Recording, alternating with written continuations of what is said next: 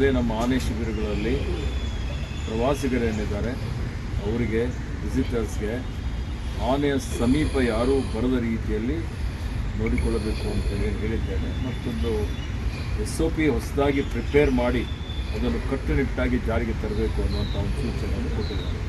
ಸಾರ್ವಜನಿಕರ ಮೇನ್ ಪ್ರವಾಸಿಗರಿದ್ದಾರೆ ಅವರ ಒಂದು ಸುರಕ್ಷತೆ ದೃಷ್ಟಿಯಿಂದ ಇವತ್ತು ತೆರೆದ ವಾಹನಗಳು ಅದಕ್ಕೆ ಅವಕಾಶ ಮಾಡಿಕೊಡೋದು ಬೇಡ. ಅದಕ್ಕೆ ಸಂಪೂರ್ಣವಾಗಿ ಸರಪಳಿ ಹಾಕಬೇಕು ಅಥವಾ ಅದಕ್ಕೆ ಗಾರ್ಡ್ ಮಾಡುವಂಥ ರೀತಿಯಲ್ಲಿ ಸಂಪೂರ್ಣ 100% ಇವತ್ತು ಯಾರು ವಿಸಿಟರ್ಸ್ ಬರ್ತಾರೆ ಅವರಿಗೆ ಯಾವುದೇ ರೀತಿಯ ಅವರಿಗೆ ಧಕ್ಕೆ ಆಗದ ರೀತಿಯಲ್ಲಿ ಸುರಕ್ಷಿತವಾಗಿರುವಂಥ ರೀತಿಯಲ್ಲಿ ಒಂದು ವಿನ್ಯಾಸವನ್ನು ಮಾಡಿ ಅದನ್ನು ಸಫಾರಿ ನಡೆಸಬೇಕು ಅನ್ನುವಂಥ ಒಂದು ಸೂಚನೆಯನ್ನು ಕೊಡಲಿಕ್ಕೆ ತೀರ್ಮಾನವನ್ನು ಮಾಡಿದ್ದೇನೆ. Karnataka Forest, Ecology and Environment Minister Ishwar Khandre has directed forest officials to stop the use of open vehicles for wildlife safaris across Karnataka and replace them with safer buses in all tiger reserves and wildlife sanctuaries. The decision comes after a tragic incident at the Dubare Elephant Camp on May 18th, where a woman tourist lost her life during a clash between two trained elephants. Following the incident, the minister instructed the chief wildlife warden to prioritize tourist safety during safari operations across the state. Safaris are currently conducted in several major wildlife destinations including the Bandipur Tiger Reserve, Nagarhole Tiger Reserve, Kali Tiger Reserve, Billigiri Rangana Hills, Badra Tiger Reserve, Malai Mahadeshwara Hills, Dandli Wildlife Sanctuary and K Gudi, which attract tourists from across India and abroad. In a statement, Khandre noted that no fatal attacks by wildlife animals on safari vehicles have been reported so far. However, he stressed that the need to take preventive measures before any such incident occurs in the future. The minister ordered that all open camper vehicles will be replaced with fully secured buses. Until then, existing safari vehicles must be fitted with iron grille protection or shatterproof glass before being allowed to continue operations. The government has also decided that tourists will not be allowed to step out of safari vehicles inside forest areas. In addition, all safari vehicles must carry first aid kits, while ambulance services will be stationed near safari centers and elephant camps to ensure a rapid emergency response in case of any incident.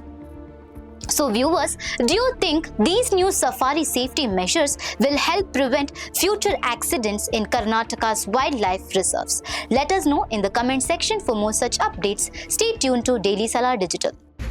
ಯಾವುದೇ ನಮ್ಮ ಆನೆ ಶಿಬಿರಗಳಲ್ಲಿ ಪ್ರವಾಸಿಗರೇನಿದ್ದಾರೆ ಅವರಿಗೆ ವಿಸಿಟರ್ಸ್ಗೆ ಆನೆಯ ಸಮೀಪ ಯಾರೂ ಬರದ ರೀತಿಯಲ್ಲಿ ನೋಡಿಕೊಳ್ಳಬೇಕು ಅಂತ ಹೇಳಿದ್ದೇನೆ. ಮತ್ತೊಂದು SOP ಹೊಸದಾಗಿ ಪ್ರಿಪೇರ್ ಮಾಡಿ ಅದನ್ನು ಕಟ್ಟುನಿಟ್ಟಾಗಿ ಜಾರಿಗೆ ತರಬೇಕು ಅನ್ನುವಂಥ ಒಂದು ಸೂಚನೆಯನ್ನು ಕೊಟ್ಟಿದ್ದಾರೆ. ಸಾಮಾನ್ಯವಾಗಿ ಇವತ್ತೆಲ್ಲ ಜನ ಅಲ್ಲಿ ಹೋಗಿ ಆನೆಗೆ ಬಾಳೆಹಣ್ಣು ತಿನ್ನಿಸುವಂಥದ್ದು, ಬೆಲ್ಲ ತಿನ್ನಿಸುವಂಥದ್ದು, ಅದ್ರ ಜೊತೆಯಲ್ಲಿ ಸೆಲ್ಫಿ ತೆಗೆದುಕೊಳ್ಳುವಂಥದ್ದು ಇದೆಲ್ಲ ಮೊದಲಿನಿಂದ ನಡೆದುಕೊಂಡು ಬಂದಂಥದ್ದು. ಯಾಕೆಂದರೆ ಇವೆಲ್ಲ ಆನೆಗಳು ಕುಮ್ಕೆ ಆನೆಗಳು, ಪಳಗಿಸಿದ ಆನೆಗಳು. ಈಗ ಯಾವುದೇ ರೀತಿಯ ಮಾನವನಿಗೆ ಧಕ್ಕೆ ಮಾಡೋದಿಲ್ಲ ಅನ್ನುವಂಥದ್ದು ಭರವಸೆ ಎಲ್ಲರಿಗೆ ಇತ್ತು. ಆದರೆ ಈ ಘಟನೆ ಏನಾಗಿದೆ, ಈಗ ಈ ದುರ್ಘಟನೆಯಿಂದ ಎಲ್ಲರ ಕಣ್ಣು ತೆರೆದಿದೆ. ಆನೆಯ ಬಿಹೇವಿಯರ್ ಯಾವಾಗ ಏನಾಗುತ್ತೆ ಅಂತ ಹೇಳಲಿಕ್ಕೆ ಬರೋದಿಲ್ಲ. ಹೀಗಾಗಿ ಇದರಲ್ಲಿ ಮತ್ತೆ ಈ ಕಾಳಗದಲ್ಲಿ ಒಂದು ಆನೆನೂ ಭಾಳ ಗಂಭೀರ ಅದಕ್ಕೆ ಗಾಯಗಳಾಗಿತ್ತು, ಅದು ಮೃತಗೊಂಡಿದೆ.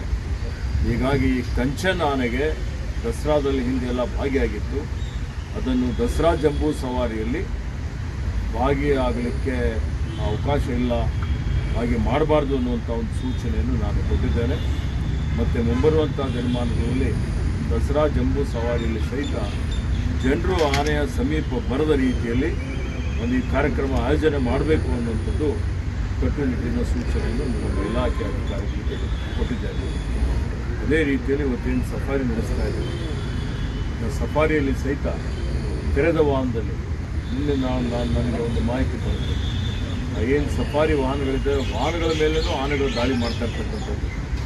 ಹೀಗಾಗಿ ಇದು ಅತ್ಯಂತ ಗಂಭೀರತೆಯಿಂದ ಸರ್ಕಾರ ಇದನ್ನು ಪರಿಗಣಿಸಿದೆ ಮತ್ತು ಸಾರ್ವಜನಿಕರ ಮೇನು ಪ್ರವಾಸಿಗರಿದ್ದಾರೆ ಅವರ ಒಂದು ಸುರಕ್ಷತೆಯ ದೃಷ್ಟಿಯಿಂದ ಇವತ್ತು ತೆರೆದ ವಾಹನಗಳು ಅದಕ್ಕೆ ಅವಕಾಶ ಮಾಡಿಕೊಡೋದು ಬೇಡ, ಅದಕ್ಕೆ ಸಂಪೂರ್ಣವಾಗಿ ಸರಪಳಿ ಹಾಕಬೇಕು ಅಥವಾ ಅದಕ್ಕೆ ಗಾರ್ಡ್ ಮಾಡುವಂಥ ರೀತಿಯಲ್ಲಿ ಸಂಪೂರ್ಣ 100% ಇವತ್ತು ಯಾರು ವಿಸಿಟರ್ಸ್ ಬರ್ತಾರೆ ಅವರಿಗೆ ಯಾವುದೇ ರೀತಿಯ ಅವರಿಗೆ ಧಕ್ಕೆ ಆಗದ ರೀತಿಯಲ್ಲಿ ಸುರಕ್ಷಿತವಾಗಿರುವಂಥ ರೀತಿಯಲ್ಲಿ ಒಂದು ವಿನ್ಯಾಸವನ್ನು ಮಾಡಿ ಅದನ್ನು ಸಫಾರಿ ನಡೆಸಬೇಕು ಅನ್ನುವಂಥ ಒಂದು ಸೂಚನೆಯನ್ನು ಕೊಡಲಿಕ್ಕೆ ತೀರ್ಮಾನವನ್ನು ಮಾಡಿದ್ದೇನೆ.